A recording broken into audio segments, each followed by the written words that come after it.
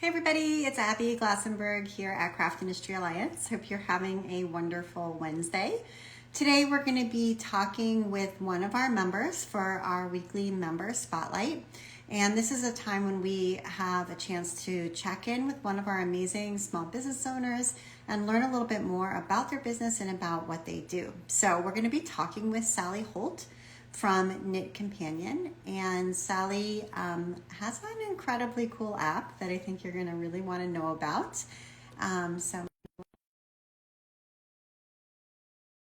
about how KnitCompanion works, what it is, how you might use it in your own work. So I'm very excited to talk with her. And oh, here she is. Hi, Sally. Hi, how are you? I'm great. Nice to see you. Nice Really to glad see that you. you were, yeah, I'm able just to gonna join us. adjust my camera a little bit there There you since go. I've got a Um, limited screen space. yeah, no. Oh, perfect. So, Sally, I would love for you to tell us a little bit about your business because Yeah. you run a business in the knitting industry, but it's a little bit different from what maybe most people would think of. And it's technology. So, Yeah. tell us a little bit about Knit Companion, what it does, and how it Yeah. works.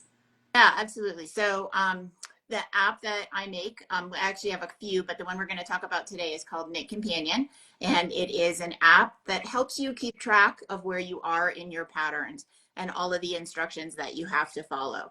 Um, and I developed it because I was starting to do a lot of knitting. And my knitting was getting more complicated. I wanted it to be more portable and to be able to bring my knitting with me to other places besides like the one chair that had the perfect setup. And that was originally why I developed it, so that I could more easily keep track of the row that I was on, and then all of those at the same time instructions. And if I was learning a new technique, being able to see the video saved from YouTube for that technique that I was just starting to play with, but also see my pattern at the same time. So all of those things really is why I created the app. I really very selfishly suppose I created it based out of my own personal need. And over the years, we introduced it back in 2012. Over the years, it's grown substantially. So originally, when I created the app, I really thought it would be for people who are already pretty advanced knitters who just wanted to follow more and more complex patterns. But now that we've had the app out for a long time, I really feel like it is an appropriate app for anyone, no matter what your knitting level is. You do need to know how to like cast on and knit and purl. But once you're starting to follow a pattern, and you want a particular outcome based on that pattern, the app is really there to take away all of that cumbersome tracking, lifting up a sticky tape and then remembering what row to put it back down on, or sliding a magnet, and not having it get jostled and out of line, which especially when you're learning something new, no matter what it is that you're learning, maybe it's lace for the first time, or maybe it's something really advanced, being able to keep track of that stuff and have that tracking just super smooth. Kind of what I like to say is it turns a lot of things that used to be very complicated and require 100% focus because tracking was so hard, turns it into what I call TV knitting, which is something that you can do while you're relaxing on the couch at night. So That's fabulous. yeah. We got a couple of really supportive comments that I just want to call out. So one says, I don't know where I would be without KnitCompanion, and I love that. That's great. And then Bluebird Knits 53 says, the knitting world is so lucky to have KnitCompanion. It's truly Oh, that's amazing. So those are two very nice super. props for you. And one of the things that really strikes me about KnitCompanion is that so many times we see technology, app developers, new platforms come into the craft space from people who don't have any experience or knowledge or understanding of the space that they're trying to enter. Yeah. And so it can be a big learning curve for them. Often they never truly get it. And they can be kind of tone deaf and just not understand what the community really needs. And so this is different because this came from somebody who's passionate about knitting, who was already in the knitting community, who made this for themselves and has improved it. I mean, 2012, it's been around Long for a time. while now. So Yeah. had lots of times to tweak it and improve it based on feedback from users. So Yeah. I think that that's really special and really deserves to be celebrated. Yeah, it's really interesting. So first of all, doing anything is always challenging, and I would definitely not say that we were without challenges. So like one of our biggest challenges the first 5 years or so that we had the app out is because I kind of targeted it to people who were already pretty advanced. It was hard to get into. It was hard to like pick up and start using. Uh-huh. So a lot of the changes we made kind of in the middle of our lifespan to get where we are now were really all about usability and making the app highly accessible to just pick up and run with and kind of be able to grow with it as your knitting skills grew. You could add more and more capabilities and knowledge of what you did.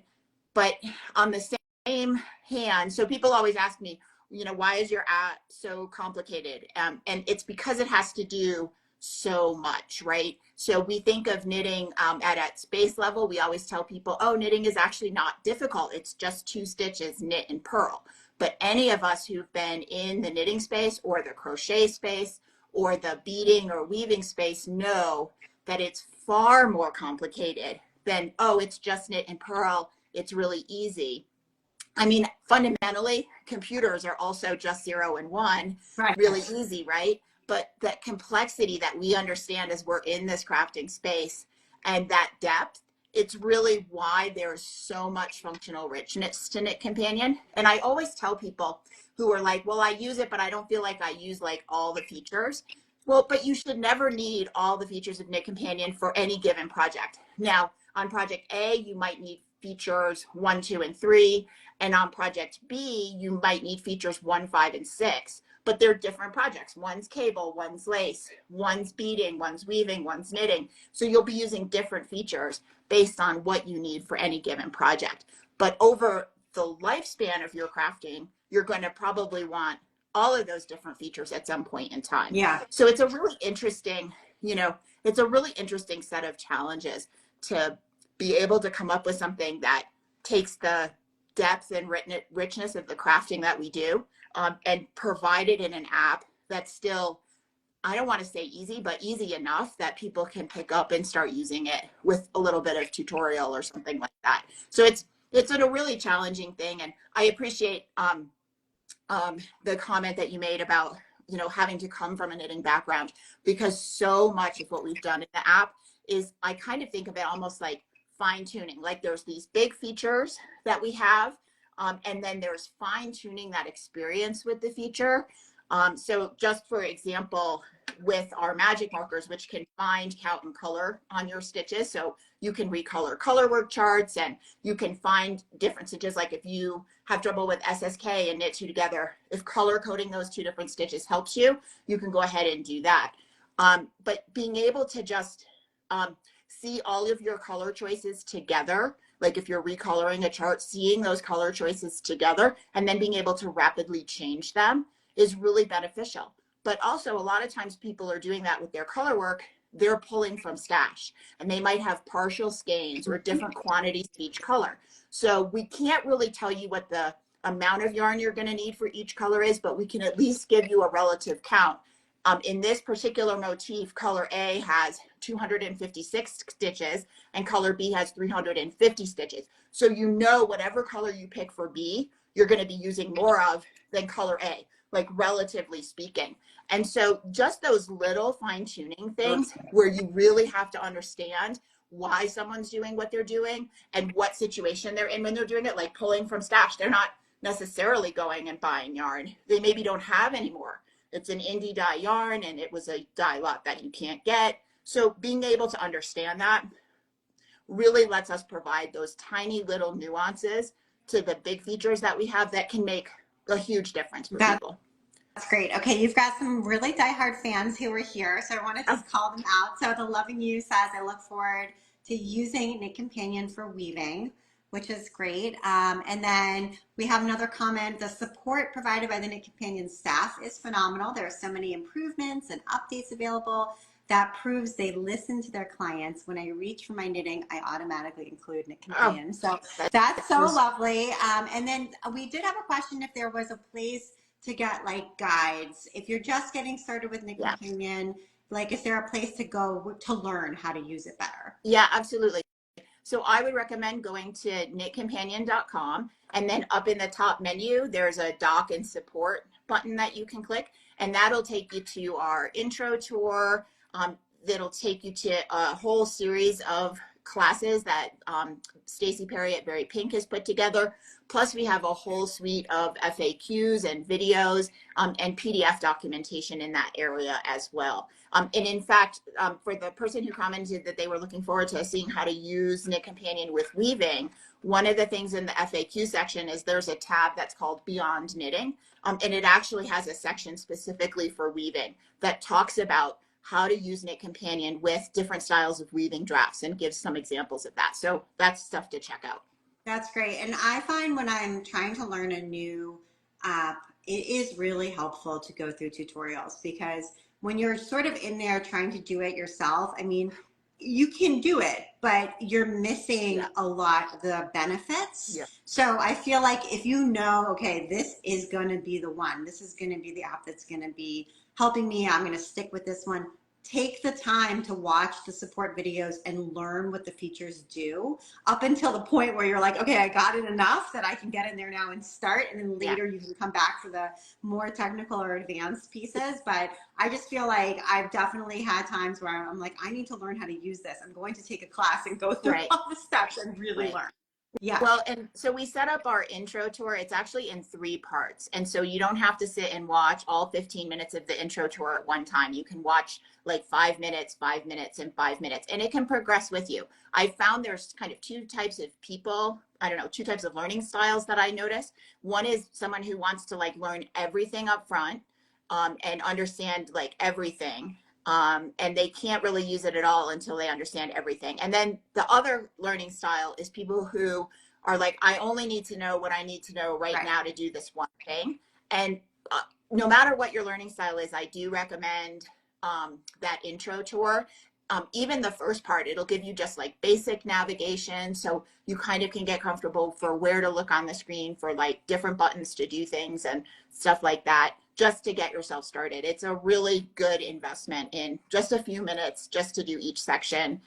Maybe not even all in one sitting. It's a good investment of time. So this is clearly a very robust tool. Tell us about pricing. So is this a freemium model where there's a level you can use for free, but then when you want the premium features, you pay? If that is the case, how much are we paying? Is it annual? Is it a one-time cost? And how does that work? Yep.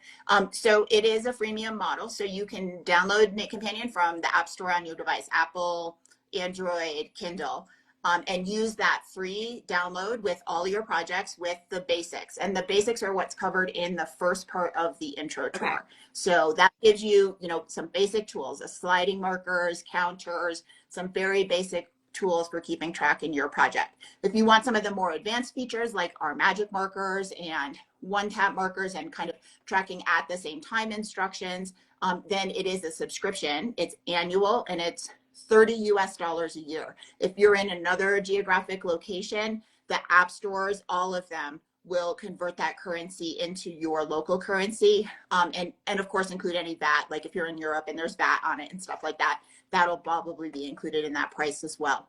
So, but it's baseline $30 a year. Sounds well worth it. And one of the things I'm curious about is how you came to do this, because this seems really hard to do. It seems like a great idea, but then when you start getting into it, you're like, oh my gosh, this is a massive project. I mean, so how did you come like from a professional background to be able to create Knit Companion? Yeah, so my background is technology. So I went to school for a computer science degree, and then I worked for 25 years in the tech industry doing a variety of different roles, but all in technology, whether it was working with customers or product management or straight development.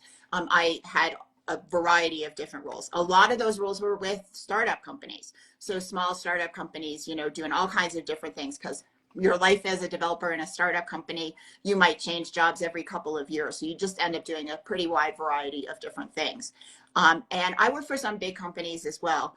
But I really think that having that technical background, as well as being an experienced knitter and crafter, that combination is really what made it possible for KnitCompanion to get created in the first place. Because if you have just the tech background, you're not going to have, like you were pointing out earlier, you're not going to have that depth of knowledge. And then if you have just the knitting background, it's going to be a real struggle. You're going to have to pay a third party for development. Every time you want to make any small change or do anything, you have to pay that third party for that. And especially until you can get your app going and have a sustainable business model with a revenue stream, that's really difficult to do. So like we launched the app in 2012, and I know this isn't necessarily business related, but we launched the app in 2012.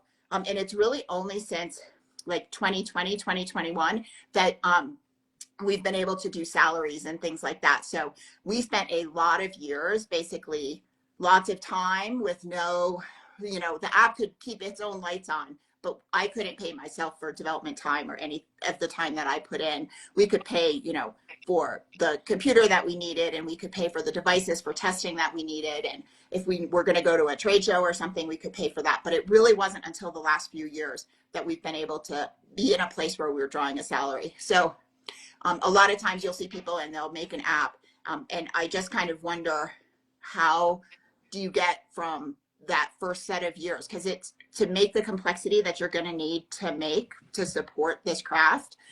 It's a complexity of years. That's just the reality of it. And that's a big thing to get over, to get to actually being able to even just really pay a fair salary for yourself and the business people that you need. Yeah. No, I so appreciate that honesty and that peek sort of behind the curtain as to how this really, came to be and what it's really been like to run it from the back end. So one of the things I also wanted to highlight is that you are one of our sponsors for the Golden Scissors Awards this year. Yeah. So for anyone watching, the Golden Scissors Awards, this is our second annual awards program, and it recognizes excellence in the crafts industry in 5 different categories: lifetime achievement, emerging leader, social impact, innovation, and sustainability. Mm-hmm. And it's just a fantastic thing. We have an independent panel of judges that choose from the nominees. And then at H&H Americas, we present the awards live on stage.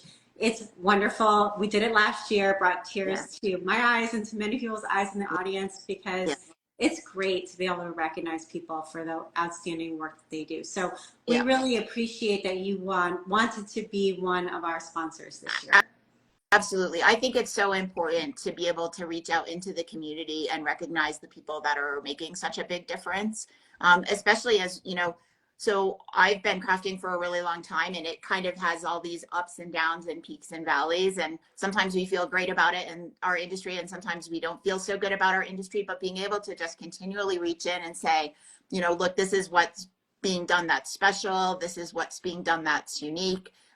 This is, somebody that's done something for all these years and brought this huge benefit to the whole world. I think of I'm not naming anyone, but I think of like a Nancy Marchant and what she's done for brioche, right? So I look at that kind of stuff, and I just think that that's important to recognize. And so I'm happy to be part of that. Yeah, agreed. So wonderful. Anything new coming up that we should know about or highlight? Any exciting events, developments, other things coming up in the future for KnitCompanion? So really soon now we're going to Nash We're going to Nash Yarn Fest down in Tennessee, so we'll be there. And one of the things that we're going to do there is we're going to preview a release that's coming this summer. We're doing some really cool stuff around magic markers and some coloring, and a couple of other really, I think they're going to be super cool and killer capabilities that are coming around that.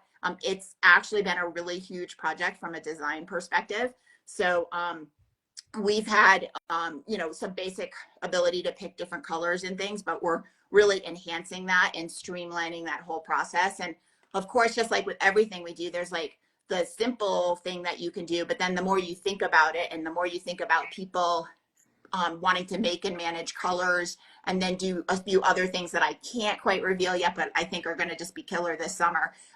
When we think about that process, it actually becomes kind of a big engineering infrastructure kind of thing, to be able to support that, not just for the first couple colors you make, but maybe you make 1,000 different named colors. How do you manage that? How do you manage that across devices? How do you manage that across projects? And so it, of course, becomes a much bigger thing. That's kind of a theme with Knit Companion is sometimes I feel like we're over engineering things. And then 2 years later, I'm like, whew, thank God we put in that time early on so that we don't have to rebuild this from scratch again. So Yeah, absolutely. Okay, exciting new features coming. Look out for those announcements at Nashville Yarn Fest and also over the summer, it sounds like. And we just really look forward to seeing the future of this wonderful app that you've brought to the knitting community. So thank you. oh, you're welcome. Thanks for having me on today. I've Uh, enjoyed it. it was great talking to you, Sally. Thanks for everyone who joined us today, and we'll see you All next right. week. Bye. Bye.